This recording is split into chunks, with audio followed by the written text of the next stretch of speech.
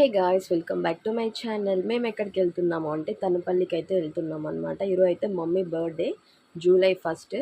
So మేమైతే mummy birthday అని చెప్పి వెళ్తున్నాం. బట్ అక్కడ చూస్తే ఫుల్ క్రౌడ్ ఉన్నారనమాట. ఈరోజు షష్ఠి కూడా స్పెషల్, అది కాకుండా ట్యూస్డే కూడా. కానీ నేనైతే ఇంతమంది జనాలను అయితే అస్సలు ఎక్స్పెక్ట్ చేయలేదన్నమాట. నార్మల్గా అయితే ఆడికిత్తిక రోజైతే ఉంటారు అలాగా క్రౌడ్ అయితే ఫుల్గా. బట్ ఈ రోజు అయితే చాలా మంది ఉన్నారు. అందరికీ అయితే భక్తి ఎక్కువైపోతుంది. ఏ టెంపుల్కి వెళ్ళినా జనాలు అయితే భయంకరంగా ఉన్నారనమాట. రష్ అయితే ఎక్కడ చూసినా. మండే అనుకోండి శివాలయంలో, ట్యూస్డే అనుకోండి సుబ్రహ్మణ్య స్వామి గుళ్ళ, అలాగే ఎవ్రీడే స్పెషల్గా ఉంటాయి కదా దేవుడ్స్, ఆ టెంపుల్స్లో అయితే ఎక్కువ ఉంటాయి. ఇంకా మేమైతే దర్శనం చేసుకొని వచ్చేసి దీపం అయితే పెట్టేసామన్నమాట. పెట్టేసి తర్వాత అయితే మార్నింగ్ వెళ్ళినాను నేను దర్శనానికి. మళ్ళీ ఈవినింగ్ మా అత్త వాళ్ళతో కూడా మళ్ళీ వెళ్ళాను అనమాట.